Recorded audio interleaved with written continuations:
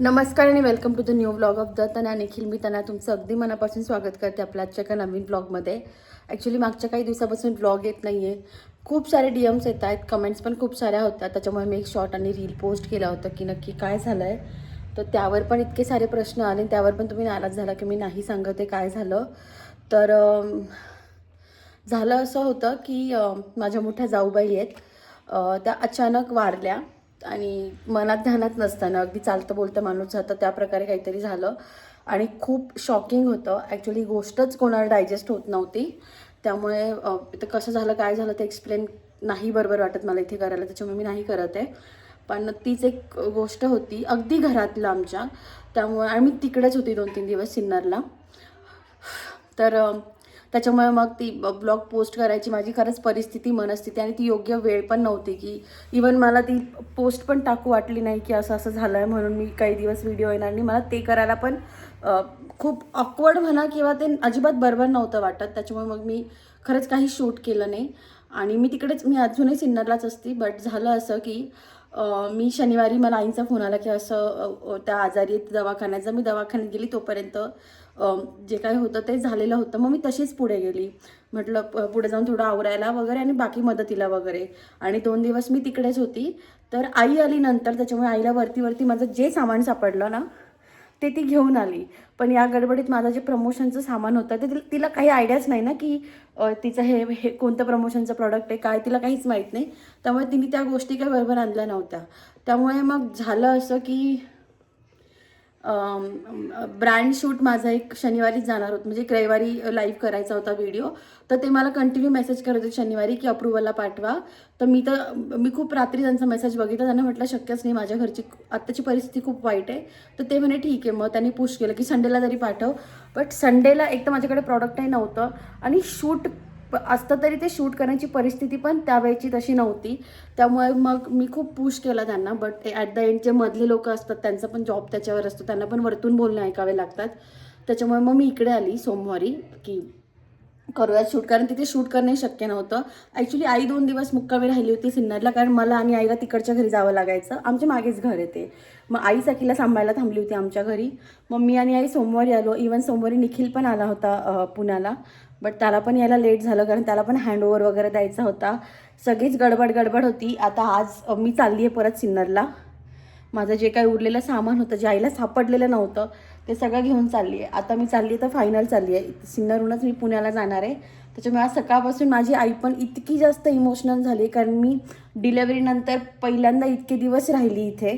त्याच्यामुळे आणि तिला यावेळेस सगळीची खूप जास्त सवय झाली. त्याच्यामुळे सकाळपासून तिची देवपूजा करताना, सगळीला आंघोळ घालताना, तिला जेवू घालताना तिची कंटिन्यू रडरड सुरू आहे. आणि तिच्याकडे बघून मलाही खूप वाईट वाटतं आहे, कारण मी ही सिच्युएशन शनिवारी बघितली आहे. त्याच्यामुळे मग जे काही आहे ते खूप डिफिकल्ट आहे या सिच्युएशनला.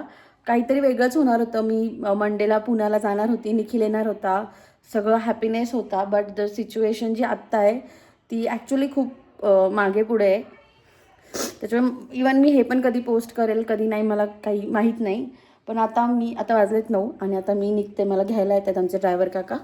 मी चालली आता सिन्नरला. निखिल पण आलेला आहे सिन्नरला. सो बघू तिथे गेल्यावर मला जर काही वाटलं शूट करायसारखं तर मी करेल. Actually show must go on म्हणणं जितकं सोपं आहे तितकं नाही आहे, कारण मला ब्रँड शूटचा खूप आनंद असायचा. बट त्या दिवशी ना मला असं झालं होतं की मला नाही करायचं आहे, तू का समजून नाही घेते समोरच्या दादाला. आणि ही इज लाईक की मॅडम मी तुम्हाला समजून घेतोय, बट वरचे माणसाचं मला नाही सांगू शकत. मला पण काहीतरी जबाबदाऱ्या असतात. सो जे काही होतं ते त्यामुळे मी घरी आली होती आणि आता मी निघते. मला पण 1-1.5 महिन्यानंतर की 1.5-2 महिन्यानंतर घरातून जाताना खूप ऑकवर्ड म्हणजे ऑकवर्ड नाही म्हणता येणार, खूप वेगळीच फिलिंग येते यावेळेस घरातून बाहेर जाताना. माहीत नाही, चला पुढे जे काही असेल ते मी शूट करता आलं तर करेल. सखी जायचं का आपण की थांबायचं?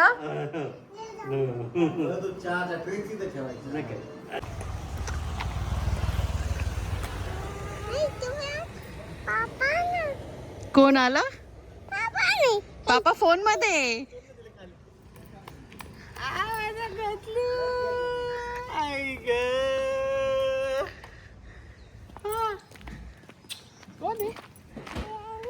तू आली का?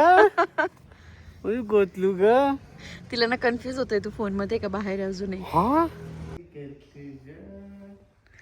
तर घरात आल्यापासून आम्ही पापाचा पिच्छा सोडत नाहीये. ती एक तर खूप कावरी बावरी झाली आहे, तिला काय रिॲक्ट करावं कळत नाहीये. तिला असं वाटतं की पापा फोनमधनं बाहेर कसा आलाय आणि पापा कुठे जाऊ नये. त्याच्यामुळे वॉशरूमला गेला तरी पापाच्या मागे आहे. पापा ऑफिस करतो तरी पापाच्या आसपासच घुटमळते ती.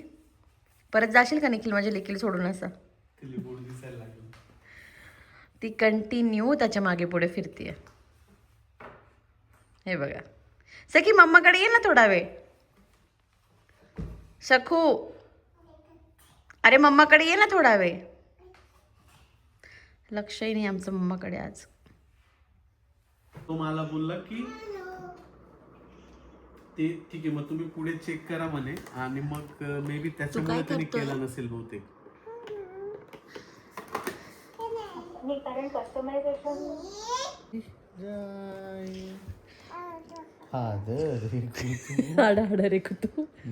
कालपर्यंत माझ्यावर अवलंबून होती झोपायला, आज मला पांघरून पण देत नाहीये आणि मला थापू पण देत नाहीये. मी थापू भेटू तुला? मी जवळ घेऊन झोपू? मला पांघरून दे ना थोडं. मम्माला द्यायचं पांघरून. बरं पांघरून घेते मी. बरं माझं पांघरून नको घेऊ. मग मला डॉलू तरी दे ना सोबत झोपायला. मग पापा तरी दे. जाऊ का मम्माकडे झोपायला?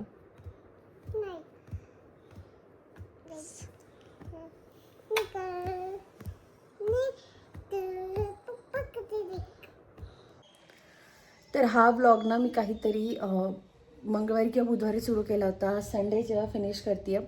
ॲक्च्युली मध्ये पण शूट करण्यासारखं काहीच नव्हतं. परवा माझ्या फ्रेंडची आई पण वारली. काल मग मी तिथे दारावर गेलो. तिथे समजलं की आमच्या शेजारच्या ज्या मावशी असतात त्यांचा भाचा पण वारला. सो हा आठवडा असाच होता की वाईट न्यूजच ऐकू येत होत्या.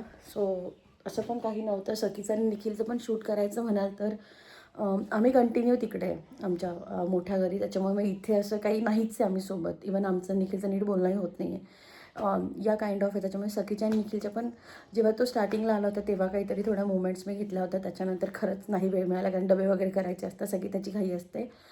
बट मी ॲक्च्युली एंड करायच्या आधी मला हे सांगायचं होतं की मला ऑइलचं नाव खूप जणांनी विचारलं होतं आणि मी त्या रिलेटेड कम्युनिटी पोस्ट पण टाकली होती. बट त्याच्याखाली कमेंट्स होत्या की ज्या ब्रेस्ट फिडिंग मदर आहे किंवा ज्या प्रेग्नेंट आहे त्यांना ते चालत नाही किंवा एकदा ते यूज करावं लागलं तर ते थांबवता येत नाही. त्या गोष्टी मला ॲक्च्युली माहीत नव्हत्या. दॅट्स वाय मी ती कम्युनिटी पोस्ट पण डिलीट केली कारण कोणाचा फायदा नाही झाला तरी चालेल बट उगाच कोणाचा तोटा व्हायला नको त्या गोष्टीवरनं. म्हणून मग मी ती जी काही कम्युनिटी पोस्ट होती ती डिलीट केली. मला काही नाही, मला फायदा झाला असता. मला त्या लिंक थ्रू पैसे पण मिळाले असते बट ते नाही योग्य वाटत आणि त्यामुळे मग मी ते ऑइलचं काय पुढे डिस्कसच नाही केलं जे काही आहे ते. बट आज जे काही आहे ते इथेच संपवते. आज खरंच बोलण्यासारखं काही नाही आहे. पॅकिंग झालेली आहे कारण आम्हाला निघायचं आहे 10 वगैरे झाल्यानंतर. तर उद्या 10 आहे आमचं. उद्या त्याच प्रोसेसमध्ये आज सगळी गडबड सुरू आहे. तर बस आज एवढंच सांगते. जे काही असेल ते पुढे पुण्याला गेल्यावर कंटिन्यू करू. तोपर्यंत चला बाय.